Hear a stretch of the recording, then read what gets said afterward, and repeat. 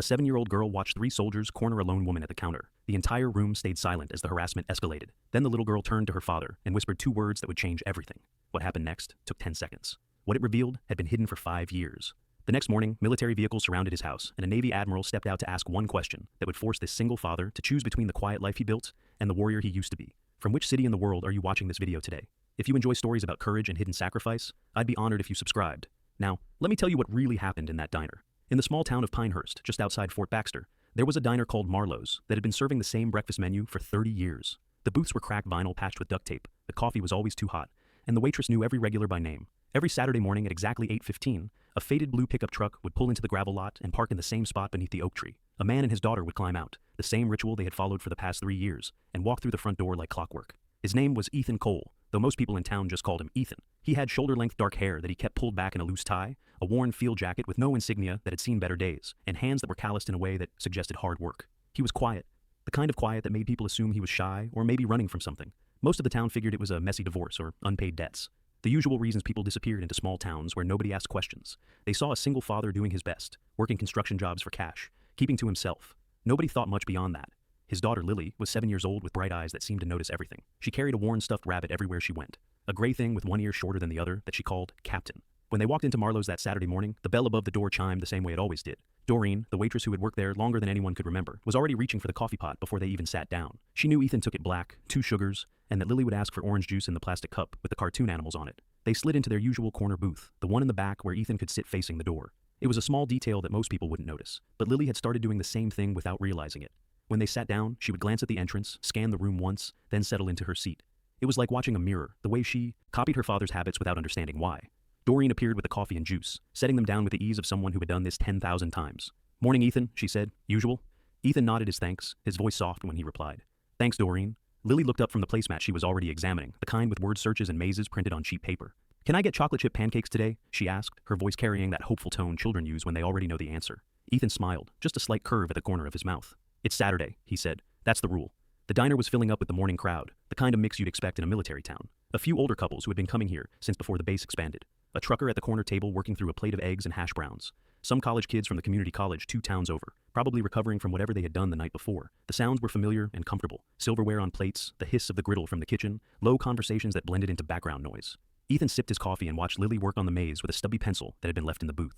His field jacket hung loose on his frame, and if you looked closely, you could see a faded outline on the shoulder where a patch had once been sewn and then carefully removed. The stitching was gone, but the shadow remained, a ghost of something that used to be there. His hands wrapped around the coffee mug showed scars that didn't quite match the story of a construction worker. They were too precise, too deliberate, the kind of marks that came from something other than hammers and nails. The bell above the door chimed again, and a young woman walked in alone. She was in her early 20s, wearing an Army specialist uniform with the last name Rivendell stitched across her chest. She moved carefully, like someone who had learned to make herself small, and took a seat at the counter away from the other customers. When Doreen came over, she ordered coffee and toast, her voice barely loud enough to hear. She pulled a paperback book from her bag and opened it, but her eyes didn't really focus on the pages. She was just holding it, using it as a shield. Ethan noticed her the way he noticed everything, a brief glance that took in the unit patch, the way she held her shoulders, the exhaustion written in the lines around her eyes. He looked away just as quickly, returning his attention to Lily, who had finished the maze and was now drawing something in the margin of the placemat. "Daddy," she said, "is she a soldier?" Ethan followed her gaze to the woman at the counter. "She is," he said. "Like you used to be?" Lily asked. Ethan paused, his coffee cup halfway to his lips. "Different," he said after a moment. The woman at the counter, Specialist Cassia Rivendell, sat with her hands wrapped around her mug like it might keep her grounded. Her phone buzzed in her pocket and she ignored it. When it buzzed again a few seconds later, her jaw tightened and she pulled it out long enough to silence it completely before shoving it back into her pocket. She returned to her book, or at least to the pretense of reading it. The diner felt calm, the kind of Saturday morning peace that small towns are built on. But there was a thread of tension running beneath it, invisible but present, like the moment before a storm when the air pressure changes and animals start acting strange. The bell chimed again, louder this time, because the door was pushed open with more force than necessary. 4 people walked in, wearing matching unit shirts, 3 men and 1 woman, all of them carrying the energy of people who had just finished morning physical training and were running on adrenaline and too much testosterone. The leader was a broad-shouldered man with a cocky smile, Staff Sergeant Cade Brennick, whose name was visible on the shirt stretched across his chest. Behind him came Corporal Jax Merrow, Private First Class Tiernan Voke, and Specialist Rin Galt, the only woman in the group who looked less comfortable than the others but stayed close anyway. They were loud in the way that groups of young soldiers often are, shoving each other and laughing at inside jokes, taking up more space than they needed. Doreen glanced up from behind the counter, and her expression tightened, but she said nothing. Other customers looked up briefly and then returned to their meals, the universal response of people who don't want to get involved. Ethan's posture didn't change, but his focus shifted. He was still looking at Lily's drawing, still holding his coffee, but every part of him was now tracking the group as they moved through the diner. They spotted Cassia almost immediately. Brennick's grin widened and he changed direction, heading straight for the counter. Well, well, he said, loud enough for half the diner to hear. Rivendell, didn't know you ate real food.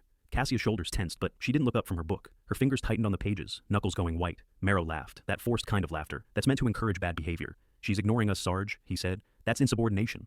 The group closed in around her, not touching, but positioning themselves in a way that boxed her in. Brennick slid onto the stool next to her, too close, his knee almost brushing hers. Voke moved behind her, blocking the path to the door. Ringgold stood on the other side, uncomfortable but complicit, her presence making it clear that Cassia was surrounded. The laughter was aggressive now, testing boundaries, seeing how far they could push before someone pushed back. Ethan watched this unfold with the same calm expression he had worn since walking in. He set his coffee cup down, without making a sound, the kind of control that comes from years of practice. Lily had stopped drawing. She was watching the counter now, her small hand gripping the stubby pencil tight. She looked at her father, and he put his hand over hers, gentle but firm. Eat your pancakes, sweetheart, he said quietly. But Lily didn't pick up her fork. She kept watching, the way children do, when they sense something wrong but don't have the words for it yet. At the counter, Cassia was trying to hold her ground. You too good to talk to us? Brennick said, leaning closer. Off base doesn't mean off-duty respect. Cassia's voice was controlled, measured, the tone of someone who has had this conversation before and knows it won't end well no matter what she says. I'm just trying to have breakfast, Sergeant. Voke spoke up from behind her, his voice carrying a mock curiosity. Maybe she's meeting someone. You meeting someone, Rivendell? Brennick reached out and knocked Cassia's book off the counter. It hit the floor with a slap that cut through the ambient noise of the diner. The conversations around them faltered, people glancing over and then quickly away. Cassia bent to pick up the book, and Marrow stepped forward, planting his boot on it before she could reach it. Oops, he said. Clumsy. The whole diner could see what was happening now. Doreen stood frozen behind the counter with the coffee pot in her hand, her knuckles white around the handle. An older couple in the booth near the window looked down at their plates. The trucker in the corner kept his eyes on his eggs like they were the most interesting thing in the world. This was the moment that everyone would remember later, the moment when everyone knew something was wrong and everyone chose to pretend they didn't see it. It was easier that way, safer, less complicated. These were soldiers after all, and this was a military town, and getting involved in military business when you were a civilian was a good way to make your life difficult. So they looked away, every single one of them, and told themselves it wasn't their problem. Cassia stood up, trying to gather her things, trying to leave with whatever dignity she had left. I need to go, she said, but Brennick's hand shot out and caught her sleeve. Not hard, not violent, but firm enough to stop her. We're not done talking, he said. Let go of my arm, Cassia said. And there was a tremor in her voice now, fear mixing with anger. Or what? Brennick said, leaning in closer. You gonna file another complaint? The word another landed heavy in the space between them. It told a story all by itself, a history of incidents and reports and a chain of command that had done nothing. Marrow moved to block the door completely now, his arms crossed, grinning like this was the best entertainment he'd had all week. Come on, Rivendell, he said. We're just trying to be friendly. Cassia's breathing was coming faster now, her body caught between fight and flight with nowhere to go. In the corner booth, Lily had gone completely still. She wasn't eating her pancakes. She wasn't drawing. She was staring at the counter with wide eyes, her small hand still gripping the pencil like it was the only solid thing in the world. She looked at her father and saw something in his face that she had never seen before. It wasn't anger exactly. It was something colder, something distant. Like he was looking at a problem and calculating solutions in a language he didn't understand yet. Brennick's grip tightened on Cassia's sleeve. You think you're better than us? He said. You think just because you went to the IG with your little stories that you're protected? Cassia's eyes were wet now, but she wasn't crying, not yet. Fighting to hold it together in front of these men who wanted nothing more than to see her break. I said, let go, she said again, but her voice cracked on the last word. The entire diner was holding its breath. Doreen had backed up until she was pressed against the kitchen doorway. The older couple was staring very intently at nothing. The trucker had his hand on his wallet like he was thinking about just leaving money on the table and walking out. Nobody moved, nobody spoke, nobody did anything. Lily's whisper cut through the silence like a knife. Daddy, she said, so quiet that Ethan barely heard it. He didn't respond, didn't move. His coffee cup sat on the table in front of him, perfectly still in his hand. Daddy, please help her, Lily said. And this time her voice carried just enough that he couldn't pretend he hadn't heard. Ethan Cole had survived 3 tours in Afghanistan and 2 in Iraq. He had been on missions in countries that didn't officially exist, doing things that would never appear in any public record. He had been shot twice and blown up once. He had been decorated 4 times for valor. He had seen friends die and had killed enemies whose faces still visited him some nights when he couldn't sleep. He had walked away from all of it 5 years ago.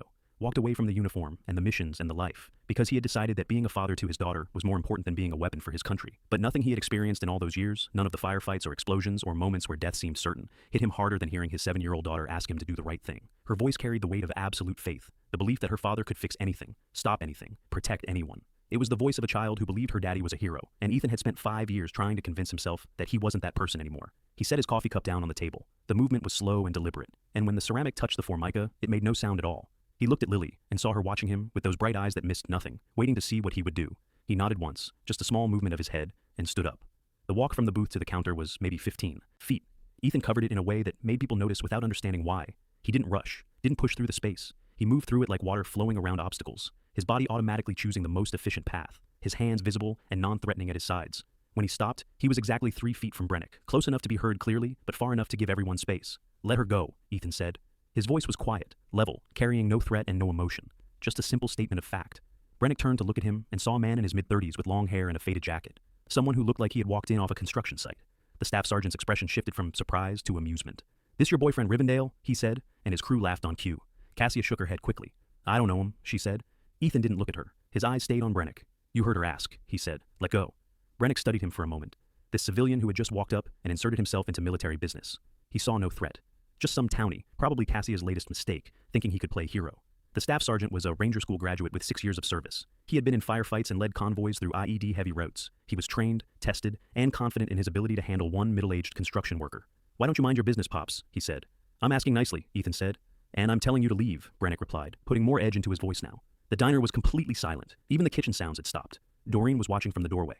The trucker had turned in his seat. The older couple had given up any pretense of not paying attention. Everyone was watching to see what would happen when this nobody civilian challenged a staff sergeant and his crew. Ethan took one step closer, moving inside Brennick's personal space with the kind of confidence that made the soldier's instincts flicker a warning. "You got a problem, old man?" Brennick said, but there was something different in his voice now, a note of uncertainty. "Just one," Ethan said. "Move." The word hung in the air between them, a line drawn in the sand, an ultimatum delivered without anger or heat. Just a simple instruction.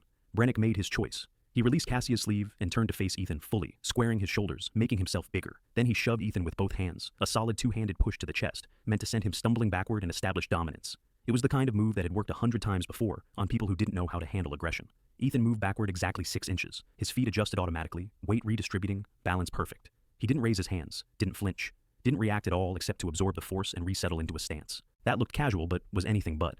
He just stood there, looking at Brennick with flat, calm eyes that held no anger and no fear.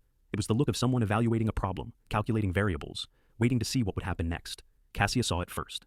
She saw the way Ethan's weight had shifted, the way his hands hung loose at his sides but ready, the way he was suddenly taking up more space than he had a moment before without actually moving. Her eyes widened and she took a step back. "Wait," she said, but it was too late. Brennick saw that Ethan hadn't fallen back, hadn't been intimidated, hadn't done anything except stand there looking at him with those unsettling calm eyes.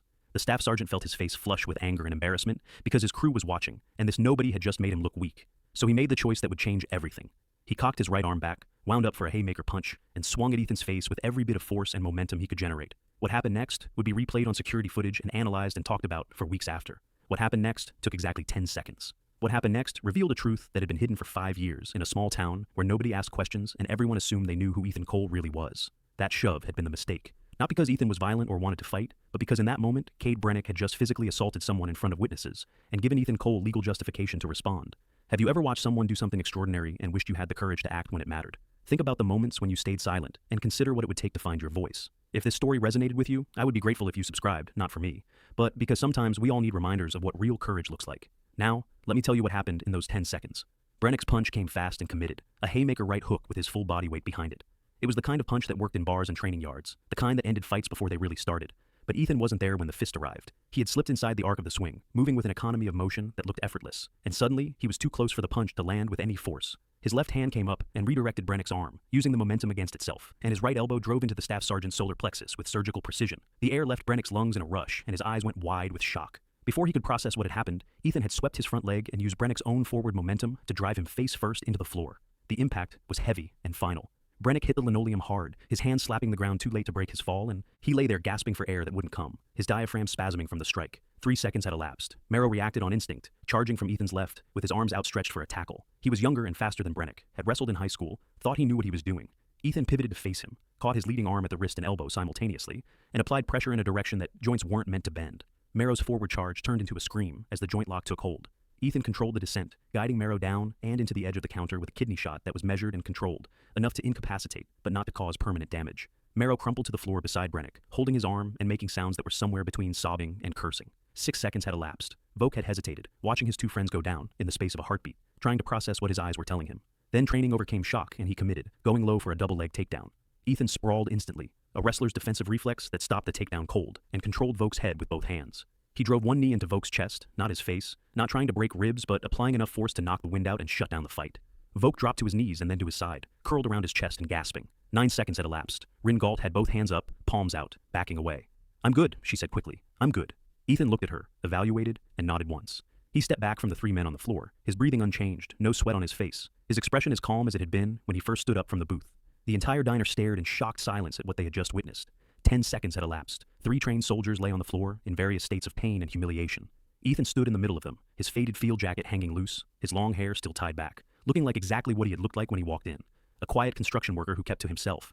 Except now, everyone in Marlowe's diner knew that wasn't the truth. They didn't know what the truth was, but they knew it wasn't that. The movement had been clean and surgical. No wasted motion, no rage, no loss of control.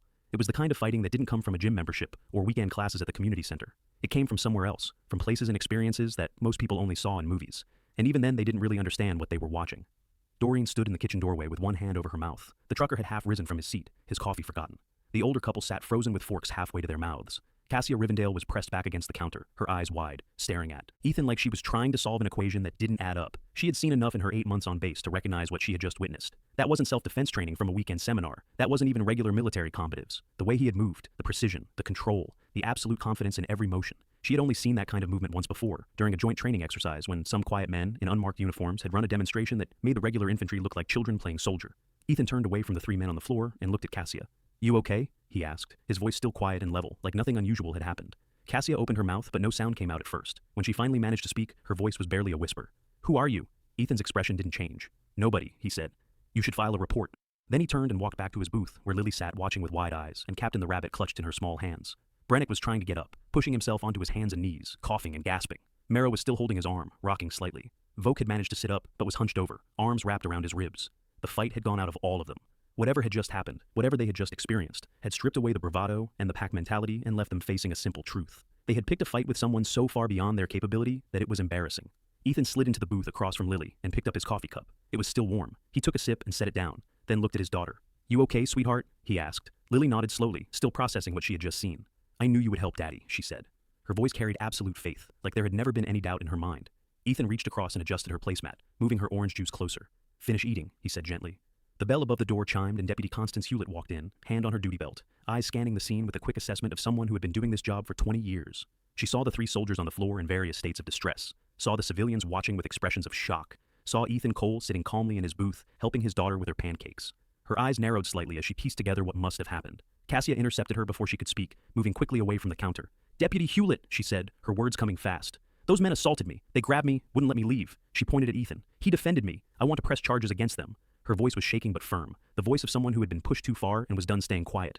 The trucker stood up from his corner table. "I saw the whole thing," he said. His voice carried the weight of someone who had decided that staying silent wasn't an option anymore. They cornered her, grabbed her sleeve, wouldn't let her go. He asked them to stop. They shoved him first. The older couple nodded in agreement. "That's exactly what happened," the woman said. "Those soldiers started it." Her husband added, "All he did was defend that young lady." Hewlett looked around the diner, saw the agreement on every face, then walked over to where Brennick was finally getting to his feet. "You active duty soldier?" she asked. Brennick nodded, still trying to catch his breath. "Staff Sergeant, ma'am," he managed. "Fort Baxter." Hewlett's expression hardened. "Then you should know better than to assault a civilian and a fellow service member. You're lucky I'm not arresting you right now. Get out of my town. All of you." Brennick looked like he wanted to argue, wanted to say something about how they had been jumped, about how this wasn't fair, about how a civilian had just taken down 3 trained soldiers and that couldn't be right. But the words died in his throat because he saw the truth written on every face in the diner. He had started it. Everyone had seen. There was no way to spin this that didn't make him look like exactly what he was, a bully who had picked on the wrong person. He and Marrow and Voke limped toward the door, Rin following behind them with her eyes down. The bell chimed as they left, and the sound seemed louder than usual in the silence. Hewlett approached Ethan's booth, her expression thoughtful. "Mr. Cole," she said, "you need medical attention?" Ethan looked up from watching Lily eat her pancakes. "No, ma'am," he said. "That was impressive," Hewlett said, watching him carefully. "Just protecting someone who needed help," Ethan replied. His tone was matter of fact, offering no additional information. Hewlett nodded slowly. "I may need a statement from you." Ethan nodded. "I'll be around."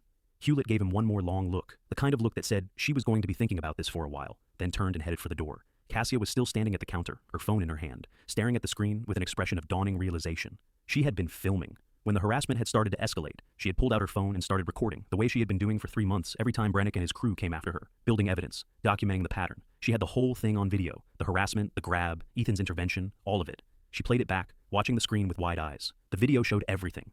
The way Ethan had moved, the precision of every strike, the complete control. She watched it 3 times, trying to process what she was seeing. Then she opened her contacts and scrolled down, her thumb hovering over a name. Captain Morris Wexler, Naval Liaison. She had met him once during a joint training briefing, a quiet man with sharp eyes who had given her his card and told her to call if she ever needed anything. At the time, she had thought it was just military courtesy. Now she wondered. She attached the video and typed a message. "Need identification on civilian defender. Techniques match Tier 1. Urgent." She hit send before she could second-guess herself, then looked across the diner at Ethan, who was cutting Lily's pancakes into smaller pieces. He looked so ordinary sitting there, so completely normal, that it was almost possible to believe the last 10 minutes hadn't happened. Almost. Ethan could feel eyes on him, but he ignored them. He focused on Lily, on making sure she was okay, on maintaining the Saturday morning routine that had been their anchor for 3 years. Doreen approached the table cautiously, coffee pot in hand. Can I warm that up for you, Ethan? She asked. Her voice was gentle, respectful, in a way it hadn't been before. Ethan nodded and she poured, her hand only shaking slightly. That was a brave thing you did, she said quietly. Ethan looked up at her. Just doing what's right, he said. Doreen nodded, set the coffee pot down, and pulled a $20 bill from her apron pocket. Breakfast is on me today, she said. Ethan started to protest, but she held up her hand. I insist. She paused, searching for words. You just reminded everyone in here what courage looks like. Ethan accepted the gesture with a nod, then returned his attention to Lily. She had finished her pancakes and was now drawing again on the placemat, but the drawing had changed. Before it had been flowers and sunshine. Now she was drawing a figure, tall and strong, standing between other smaller figures and something dark on the other side of the page. Ethan watched her work, seeing his daughter process what she had witnessed in the only way a 7-year-old knew how. The diner slowly returned to its normal rhythm, people finishing their meals, conversations resuming in hushed tones. But everything had changed in a fundamental way. The man in the corner booth wasn't just Ethan anymore. He was something else, something undefined, and everyone who had been there would remember this morning for the rest of their lives.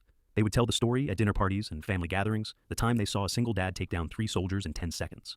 The details would get embellished over time, the way stories always do, but the core truth would remain.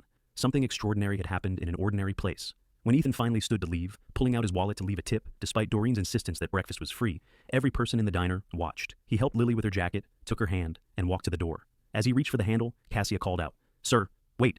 Ethan turned, his expression neutral. She approached quickly, pulling something from her pocket. It was her unit patch, the one sewn onto her uniform. She held it out to him. In case you ever need anything, she said, from me or anyone who served. Her voice carried weight, a promise of debt and gratitude. Ethan looked at the patch for a long moment, then accepted it with a nod. You're going to be okay, specialist, he said. Cassia's eyes were wet, but she wasn't crying, not quite. Because of you, she said. Ethan didn't respond to that. He just turned and walked out with Lily, the bell chiming behind them.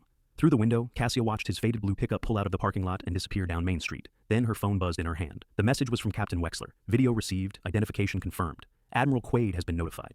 Cassia read it 3 times, her heart pounding. Admiral. She had expected maybe some interest from base security, maybe an inquiry, but an admiral didn't get involved in random diner incidents. An admiral got involved when something much bigger was in play. She looked down at her phone and whispered to the empty air. Who are you? That evening, Ethan's small house sat quiet on its 3 acres of land. The property was isolated, set back from the main road, surrounded by pine trees that provided privacy and peace. Inside, Lily was brushing her teeth in the bathroom, while Ethan cleaned up from dinner. The routine was familiar and comforting. Bath time, toothbrushing, story time, bed. The same every night. The same as it had been for 5 years. When Lily was finally tucked in, Captain the Rabbit nestled beside her. She looked up at her father with serious eyes. Daddy, she said, why were those men so mean to that lady? Ethan sat on the edge of her bed, thinking about how to answer. Sometimes people hurt others because they're hurting inside, he said. But you stopped them, Lily said. I did, Ethan confirmed. Will they hurt someone else? Lily asked. Ethan was quiet for a moment. I don't know, baby, he said honestly. I hope not. Lily considered this, her small face thoughtful. I was scared, she said. But then I remembered you always help people. Ethan felt something tighten in his chest. You were very brave today, he said. Like you? Lily asked. Ethan smiled slightly. Braver, he said. He kissed her forehead and turned off the light, leaving the door cracked open the way she liked it. In the hallway, he stood for a moment, listening to her breathing settle into the rhythm of sleep. He walked out to the porch and stood in the darkness, looking at the stars that were visible beyond the reach of town lights. His hands rested on the railing, the same hands that had taken down 3 men in 10 seconds. The same hands that had held his infant daughter when his wife was buried. The same hands that had pulled triggers and thrown grenades and done things he would never talk about. He had spent 5 years building a wall between who he had been and who he was trying to become. Today that wall had developed cracks. The night was quiet except for crickets and the distant sound of traffic on the highway. Ethan stood there for a long time, thinking about choices and consequences, about the person he had been and the person he was trying to be. He thought about Lily's whispered pleas, the way those 2 words had cut through 5 years of carefully constructed distance from his past. He thought about Cassia Rivendell's face, the relief and gratitude and recognition. He thought about the way it had felt to move like that again, muscle memory and training taking over, his body remembering what his mind had tried to forget. He went inside eventually, locked the door, checked on Lily one more time, then went to his own room. Sleep didn't come easily. It never did on nights when he had used violence, even controlled and justified violence. He lay in the darkness and stared at the ceiling and waited for morning. Morning came early. Ethan was up at 5:30, making coffee, the sky just beginning to lighten beyond the kitchen window. He had learned to function on minimal sleep during his years in the service, and the habit had never left. He was on his 2nd cup, sitting at the kitchen table and reviewing some construction estimates when he heard the sound. Engines, multiple engines, military engines. His body tensed automatically, years of training making his senses sharpen. He set down his coffee cup and walked to the front window. 3 black SUVs were turning onto his driveway, kicking up dust from the gravel road. They moved in formation, practiced and deliberate, and Ethan knew immediately this wasn't a social call. He walked to the front door and stepped out onto the porch, leaving the door open behind him so he could hear if Lily woke up. The morning air was cool and still. Birds were starting to sing in the trees. It was the kind of morning that should have been peaceful. The SUVs came to a stop in a semicircle facing the house. Doors opened in sequence. 2 military police officers stepped out first, their presence authoritative but not aggressive. Then from the second vehicle came a Navy captain in service dress blues, his uniform crisp and formal despite the early hour. From the third vehicle, the rear door opened and a man stepped out who made everyone else look like they were playing dress up. Rear Admiral Lysander Quaid was in his late 50s with silver hair and a bearing that spoke of decades of command. 4 stars on his shoulder boards caught the early morning light. He wore his uniform with the ease of someone who had been wearing it so long it was practically a second skin. He walked toward the porch with measured steps, his hands clasped behind his back, his eyes taking in every detail of the property, the house, and the man standing on the porch watching him approach. Ethan didn't move. He stood with his hands visible at his sides, his posture relaxed but ready, watching the Admiral cross the distance between them. When Quaid reached the bottom of the porch steps, he stopped and looked up at Ethan. The two men studied each other for a long moment, and something unspoken passed between them, recognition and respect, and the weight of shared understanding. Master Chief Petty Officer Ethan Cole, Quaid said. His voice was quiet, but carried authority that had nothing to do with volume. Or should I say, former Master Chief. Ethan's expression didn't change. I go by Ethan now, sir, he said. Quaid nodded slowly, looking at the long hair, the civilian clothes, the house. Nice life you've built here, he said. Did I break a law, Admiral? Ethan asked. Quaid shook his head. No, Cole. You defended a service member from assault. Technically, you're a civilian hero. There was something in the way Quaid said it that made it clear this wasn't the real reason he was here. The Admiral's eyes moved to the window where Lily's face had appeared, peering out at the vehicles and the men in uniform. That's her, isn't it? Quaid said. Lily. Ethan's entire body tensed, protective instinct flooding through him. Sir, with respect, he started, but Quaid held up a hand. I'm not here to cause problems, he said. I'm here because yesterday you revealed yourself. Quaid pulled a tablet from inside his jacket and turned it on. He tapped the screen a few times, then turned it to face Ethan. The security footage from Marlowe's diner played on the screen, showing the entire confrontation from multiple angles. Quaid let it play for a few seconds, then paused it at the moment when Ethan had slipped inside Brennick's punch. A 22-year-old Army specialist filed a report, Quaid said. Said an unknown civilian intervened when she was being harassed. Said he moved like someone who had done this in the dark. He scrolled to another video, this one from Cassia's phone, showing the same events from a different angle. Took me about 30 seconds to confirm it was you, Quaid said. He played the footage in slow motion, frame by frame, and Ethan watched himself move with precision that was unmistakable to anyone who knew what they were looking at. Textbook redirection, Quaid said quietly. Joint manipulation, controlled force escalation. You didn't break a single bone, Cole. You could have, but you didn't. Ethan said nothing. He watched the footage play out, seeing himself through someone else's eyes, seeing the truth written in every movement. Quaid turned off the tablet and looked at him. The specialist Cassia Rivendell has been filing harassment complaints for 3 months, he said. Chain of command buried every single one. She was one day away from going AWOL just to escape it. Those men, Staff Sergeant Brennick and his crew, they're being court-martialed, dishonorable discharge likely. All because you stood up when no one else would. The sun was fully up now, light streaming across the property. Inside the house, Ethan could hear Lily moving around, probably wondering why there were military vehicles in the driveway. Quaid heard it too. She's a kid, sir, Ethan said quietly. Same age I was when I joined. She deserved better. She did, Quaid agreed, and she got it, because of you. The Admiral sat down on the porch steps uninvited, the gesture making the moment less formal, more personal. You left because of her, he said, looking toward the window. Ethan's jaw tightened, but he didn't deny it. I left because I wanted to be a father more than I wanted to be a weapon, he said. Quaid nodded slowly. Your wife Melissa, he said. I read the file. Ethan's hands clenched at his sides. Drunk driver? Quaid continued. Head-on collision. She died instantly. You were in Yemen when it happened. I was told I could finish the mission or come home, Ethan said, his voice flat. I finished the mission. By the time I got stateside, she had already been buried. Lily was with her grandmother, 2 years old. Didn't recognize me? So you retired, Quaid said. I quit, Ethan corrected. There's a difference. Quaid stood, brushing off his uniform. You didn't quit, Cole. You chose her over the mission. That's not weakness. That's the hardest decision a warrior can make. Master Chief Petty Officer Ethan Cole, Navy SEAL, 3 Silver Stars, 2 Bronze Stars with Valor, Navy Cross recipient. Member of SEAL Team 6 for 4 years. 17 confirmed direct action missions. He had been declared retired for medical reasons 5 years ago, the same month his wife died. The same month he had decided that raising his daughter was more important than anything the military could ask of him. And now, a Rear Admiral was standing on his porch at 6 in the morning, which meant something big was happening. I didn't come here just to thank you, Cole, Quaid said. I came because the Navy needs you. No, sir, Ethan said immediately. The response was firm and absolute. You haven't heard the Quaid started, but Ethan cut him off. Respectfully, sir, no, I did my time. I buried friends, I lost my wife, I'm not losing my daughter. Quaid pulled a folder from his jacket, classified markings visible on the cover. Hostage situation, he said. U.S. Embassy contractor and his family. Kidnapped in Mogadishu 2 days ago. The team we'd normally send doesn't have your experience. You have 100 guys who can do this, Ethan said. We have guys who can try, Quaid replied. We need someone who will succeed. The contractor's daughter is 8 years old, Cole, same age as Lily. The words hit like a physical blow. Ethan's hand tightened on the folder, but he didn't open it. That's not fair, he said. No, Quaid agreed. It's not. But it's true.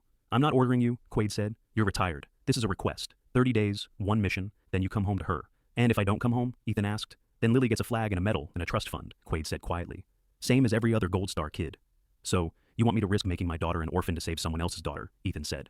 I want you to do what you've always done, Quaid replied. Save people who can't save themselves. Think about the people in your life who serve quietly, who sacrifice without seeking credit, who stand up when it would be easier to look away. Their stories matter. If this moved you, I hope you'll subscribe and be part of a community that values these narratives. Now, let me show you what happened when Ethan had to make an impossible choice. The sound of Lily's voice from the doorway cut through the tension like a knife through water. Daddy, she said, and both men turned to see her standing there in her pajamas, holding Captain the Rabbit against her chest, her bare feet on the wooden threshold. Her eyes were wide as she looked at the vehicles, the uniformed men, the Admiral standing on her porch. Ethan moved immediately to her side, placing himself between her and the others in a gesture so automatic he didn't even think about it. Lily looked up at Admiral Quaid with a fearless curiosity that only children possess. "Are you here because my daddy helped that lady?" she asked. Quaid knelt down slowly, bringing himself to her eye level with the kind of respect that made it clear he understood he was in the presence of someone important. "I am," he said gently. "Your daddy did something very brave yesterday." Lily nodded seriously. "I know," she said. "He always helps people." Quaid looked up at Ethan, and something passed between them, an understanding that went deeper than words. "She's right," he said, standing and straightening his uniform. He pulled a card from his pocket and held it out to Ethan. "You have 72 hours to decide," he said. "After that, we move forward without you." He paused, then added quietly, "Cole, whatever you decide, thank you for yesterday. That specialist, Cassia Rivendell, she has a little sister. Because of you, she'll get to see her again." The Admiral turned and walked back to the vehicles, his officers falling in behind him. Ethan watched them drive away, the dust settling slowly on the gravel road as the sound of engines faded into the distance. Lily took his hand, her small fingers wrapping around two of his larger ones. "Daddy," she said, "are you going away?" Ethan knelt down to face her, his hands on her shoulders. "I don't know yet, sweetheart," he said honestly. "If you go," Lily asked, "will you help people? Like, help the lady?" "That's the job," Ethan said. Lily was quiet for a moment, thinking with the seriousness that sometimes caught him off guard. "Then you should go," she said. Ethan felt something break open in his chest. "You want me to leave?" he asked. Lily shook her head quickly. "No," she said, "but you taught me that sometimes we have to do hard things to help people." She hugged him tight, her face pressed against his shoulder. "I'll be scared," she said, her voice muffled. "But I'll be proud." Ethan held her close, this small person who had just taught him something profound about courage and sacrifice, and realized that in trying to protect her from the world, he had been the one learning the most important lessons. The next 3 days passed in a strange kind of suspended time. Ethan went through the motions of his normal life, taking construction jobs, making meals, reading bedtime stories. But his mind was somewhere else. The folder sat on his kitchen counter, still sealed, the classified markings visible every time he walked past. He didn't need to open it to know what was inside. A family in danger. A mission that would require everything he had spent 5 years trying to leave behind. A choice between the life he had built and the skills he still possessed. On Saturday morning, they went back to Marlowe's diner, the same booth, the same time, maintaining the ritual that had become their anchor. Doreen poured coffee before they even sat down, and Lily ordered chocolate chip pancakes without being asked. The diner was quieter than usual, people glancing at their booth and then quickly away. The story of what had happened having spread through the small town in the way that stories always do. Ethan could feel the weight of their attention, but he ignored it, focusing on Lily as she worked on the word search on her placemat. The bell above the door chimed and Cassia Rivendell walked in. She was wearing her uniform, but something about her had changed. She stood straighter, moved with more confidence, and when she saw Ethan, she didn't hesitate. She walked directly to the booth, and Ethan nodded, giving her permission to approach. "I'm sorry to interrupt," she said. "I just needed to say thank you." "You don't need to," Ethan said. "I do," Cassia insisted. "I was going to quit, leave the army. But you reminded me why I joined." Lily looked up from her placemat. "My daddy's the best people," she said with absolute certainty. Cassia's eyes filled, but she blinked the tears back. "He really is," she agreed. She reached into her pocket and pulled out a folded piece of paper and something small wrapped in cloth. She set them both on the table. The note was handwritten in careful script. "To the man who stood up when no one else would, thank you for seeing me." It was signed simply, Cassia. The cloth unfolded to reveal her unit patch, the same one she had offered before, but this time, it had been sewn onto a small piece of backing to make it permanent. "In case you ever need anything," she said, "from me or anyone in my unit." Ethan accepted the patch with a nod of respect. "You're going to be okay, Specialist," he said. "Sergeant now," Cassia corrected with a small smile. "They're investigating the whole chain of command. Brennick and his crew are facing court-martial. Everything's changing." "Good," Ethan said simply. Cassia nodded, then turned to Lily. "You should be very proud of your daddy," she said. "I am," Lily replied. "He helps people." After Cassia left, Lily picked up the note and read it slowly, sounding out the words she didn't know. "Daddy," she said when she finished, "are you going to help the other people, the ones the Admiral told you about?"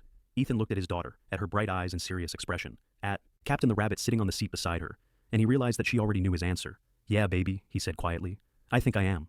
Lily nodded like she had expected nothing less. "When do you go?" she asked. "Soon," Ethan said, "but I'll come back, I promise." "I know," Lily said with perfect faith. "You always keep promises." 2 weeks later, Ethan stood on the tarmac at Fort Baxter Naval Air Station, watching the sun rise over the flight line. He was in full tactical gear for the first time in 5 years, the weight of it familiar and strange all at once. His hair had been cut short, his face clean-shaven, and looking at his reflection that morning, he had barely recognized the man staring back. The warrior he had tried to bury was back, standing in the California dawn, preparing to board a C-130 that would take him halfway around the world to do things he couldn't talk about in places that didn't officially exist. Lily stood beside him, wearing a navy ball cap that someone had given her, several sizes too large, the brim nearly covering her eyes. She had been quiet during the drive to the base, holding Captain and looking out the window at the passing landscape. Now she stood on the tarmac watching the aircraft being prepared, the loadmasters moving with practiced efficiency, and Ethan wondered what was going through her mind. Admiral Quaid approached across the tarmac, his uniform crisp despite the early hour. "Master Chief," he said with a nod. "Good to have you back." 30 days, sir," Ethan said. "Then I'm done." "Understood," Quaid replied. "Bring them home."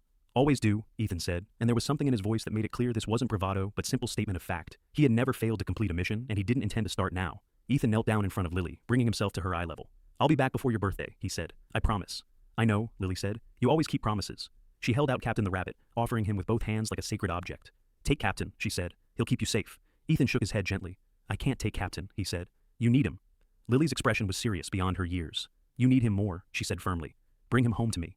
Ethan took the rabbit carefully, feeling the weight of the trust she was placing in him. The stuffed animal was worn soft from years of being held, one ear shorter than the other from some long-ago accident, and it smelled like home. He tucked it carefully into his tactical vest, right over his heart, securing it so it wouldn't fall. I love you, sweetheart, he said, his voice rougher than usual. I love you, Daddy, Lily replied. Come home. The words were simple, but they carried the weight of everything, a command and a prayer and an expression of absolute faith all wrapped together. The C-130's engines roared to life, the sound cutting through the morning air. Ethan stood and walked toward the loading ramp, his gear secure, a mind already shifting into mission mode. He turned back once and saw Lily standing there with Admiral Quaid's hand on her shoulder, trying so hard to be brave. Ethan raised his hand in a salute, the gesture formal and final. Lily returned it, her small hand coming up to her forehead, in an approximation of proper form that was both perfect and heartbreaking. Then Ethan turned and walked up the ramp into the aircraft, and the moment was over. The ramp closed behind him, sealing him into the belly of the plane with the rest of his team, men he had worked with before, men who knew what he was capable of and were glad to have him back. The C-130 taxied, turned, and took off into the rising sun, carrying Ethan Cole away from everything he loved, toward a mission that required everything he had been. The operation took 33 days. Ethan didn't talk about what happened during those 33 days, not to Lily, not to anyone. The official record would show that a U.S. embassy contractor named David Reeves and his family had been recovered safely from their captors in Mogadishu. 0 casualties on the rescue team. 3 terrorists neutralized. The mission had been executed with surgical precision by a team that moved through the night like shadows, extracted their targets, and disappeared before anyone knew they had been there. What the record wouldn't show was the 8-year-old girl named Emma Reeves, who had been found in a locked room, terrified and alone, clutching a stuffed elephant the same way Lily clutched Captain. It wouldn't show how Ethan had been the one to pick her up, to carry her out of that place, to promise her that everything was going to be okay now. It wouldn't show how he had thought about Lily every single moment, how Captain the Rabbit had stayed in his vest through the entire operation, how the thought of his daughter waiting for him had kept him focused when everything else was chaos and violence and darkness. The C-130 touched down at Fort Baxter, 35 days after it had taken off. Ethan walked down the ramp into California sunshine, still in his tactical gear, still carrying the weight of what he had done. Admiral Quaid was there waiting, along with several other officers, and they snapped to attention as he approached. Master Chief, Quaid said with genuine respect. Well done. Ethan nodded, too tired for words. The Admiral leaned in closer. Your daughter is waiting at your house, he said quietly. My aide drove her there an hour ago. Go home, Cole. You earned it. Ethan drove through Pinehurst in his old pickup truck, still wearing his tactical vest because he hadn't taken the time to change, just wanting to get home. The town looked exactly the same as it had when he left, the same quiet streets, the same familiar buildings, but he felt different. He had gone back to being the person he thought he had left behind, and now he was returning to the life he had built, and somewhere in his mind, he was trying to reconcile how to be both. He turned onto his gravel driveway and saw Lily sitting on the porch steps, drawing on a pad of paper, Admiral Quaid's aide standing nearby in a respectful distance. When she heard the truck, she looked up, and her face transformed, pure joy breaking across it like sunrise. Daddy! She screamed, and she was running before he even had the door open. Ethan climbed out and caught her as she launched herself at him, wrapping her arms around his neck and her legs around his waist, holding on like she would never let go. Did you get hurt? She asked, pulling back to look at his face, checking him over with serious eyes. Not even once, Ethan said. Captain protected me. He reached into his vest and pulled out the rabbit, now slightly more worn than before, and Lily took him carefully. She looked down at Captain and noticed something new. Someone had sewn a small patch onto the rabbit's chest, a Navy SEAL trident, the same symbol that had once been on Ethan's uniform. She looked up at her father with wonder. Captain's a SEAL now? She asked. He earned it, Ethan said seriously. He kept me safe the whole time. They walked into the house together, Lily chattering about everything that had happened while he was gone, about school and her friends and the project she was working on. Ethan listened, letting her voice wash over him, grounding him back in this reality, this life, this purpose that was bigger than any mission. He made her lunch, helped her with homework, read her stories, all the normal things that felt more precious now than they ever had before. That evening, Admiral Quaid called. The Navy wants to discuss bringing you back full-time, he said. We could use someone with your skills and experience. No, sir, Ethan said firmly. With respect, I did what you asked. I helped those people. But my place is here. There was a pause on the other end of the line. I understand, Quaid said finally. And Cole, thank you. For everything. Ethan ended the call and looked at Lily, who was coloring at the kitchen table, Captain sitting beside her, and he knew he had made the right choice. The following Saturday morning, they went back to Marlowe's diner at 8:15 exactly. The same booth, the same order, the same ritual that had sustained them through everything. Doreen poured coffee and set down orange juice and said, Welcome back, Ethan, her voice carrying warmth and respect. Lily ordered chocolate chip pancakes, and Ethan said it's Saturday, that's the rule, and everything was exactly as it should be. The bell above the door chimed and Cassia Rivendell walked in, now wearing sergeant stripes on her uniform. She saw them and smiled, taking a seat at the counter. She looked different too, more confident, more settled, like someone who had found her footing. When she caught Ethan's eye, she raised her coffee cup in a small salute, and he nodded back. No words were needed. They understood each other, two people who had been changed by a moment of courage in an ordinary place. Lily worked on her word search while Ethan drank his coffee and watched the morning light stream through the windows. The diner filled with its usual Saturday crowd, people coming and going, living their lives, unaware of the stories contained in the quiet man in the corner booth and his daughter. Doreen refilled his coffee and left them in peace. The sounds of the diner wrapped around them like a comfortable blanket. This was home. This was peace. This was what he had fought for. Lily looked up from her placemat. Daddy, she said, I told everyone at school you're a hero. Ethan shook his head slightly. I'm just a dad, he said. Lily considered this with her serious expression. You're both, she said finally, and there was such certainty in her voice that Ethan didn't argue. Maybe she was right. Maybe it was possible to be both things, the warrior and the father, the protector and the provider. Maybe you didn't have to choose between them. Maybe the real courage was in learning how to be both. The morning passed in peaceful routine. They finished breakfast, paid the check, left a tip for Doreen. As they walked to the door, Lily took his hand and swung it between them, happy and carefree. A 7-year-old girl who knew her father would always come home, always keep his promises, always be there when she needed him. The bell chimed as they stepped out into the sunshine, and Ethan helped her into the truck, buckled her in, handed her captain. They drove home through the quiet streets of Pinehurst, past the houses where people were just starting their weekends, past the park where children played, past all the ordinary moments that made up an ordinary life. But Ethan knew now that there was nothing ordinary about any of it. Every moment of peace, every Saturday morning at the diner, every bedtime story and homework session, and simple conversation was precious beyond measure. These were the things worth fighting for, worth protecting, worth coming home to. At the house, Lily ran inside to work on her drawing project, and Ethan stood on the porch for a moment, looking out at his 3 acres of land, the pine trees that provided privacy, the gravel driveway where military vehicles had once parked. He thought about the path that had brought him here, from the battlefields of Afghanistan to the teams of SEAL 6, to this small house in a small town where nobody knew his story, and that was exactly how he wanted it. He thought about the contractor's daughter Emma, safely home with her family now, probably clutching her stuffed elephant the same way Lily clutched Captain. He thought about Cassia Rivendell, still serving, still fighting, but with the support she deserved now. He thought about the 3 soldiers who had learned a hard lesson about respect and consequences. He thought about all the lives that connected to his, in ways seen and unseen, the ripples that spread out from every choice, every action, every moment of courage. Inside the house, he could hear Lily singing to herself while she drew. The sound was pure and happy and completely ordinary. Ethan smiled and walked inside, closing the door behind him, returning to the life that mattered most. The warrior could rest, the father was home, and in this moment, in this place, that was enough. The weeks that followed settled into comfortable rhythm. Ethan returned to his construction work, the physical labor grounding him back in civilian life. Lily continued school, bringing home papers covered in gold stars and drawings that he hung on the refrigerator. They maintained their Saturday morning tradition at Marlowe's Diner, the ritual that had become sacred to both of them. The town slowly stopped whispering about what had happened, the story fading into legend, and Ethan became just Ethan again, the quiet single dad who kept to himself. But something fundamental had changed. Ethan no longer felt like he was running from his past. He had integrated it into who he was, accepting that the warrior and the father weren't separate people, but different aspects of the same person. He had learned from his daughter that courage wasn't about choosing between duty and love, but about having the strength to honor both. He had learned that sometimes the bravest thing you can do is stand up when someone whispers, please. One evening, several months later, as Ethan was tucking Lily into bed, she looked at him with those bright eyes that saw everything. Daddy, she said, I'm glad you helped those people. Me too, Ethan said. Even though it meant you had to go away, Lily asked. Even though, Ethan confirmed, because some things are worth the hard choices. Lily nodded seriously. Like when I asked you to help the lady in the diner, she said. Exactly like that, Ethan said.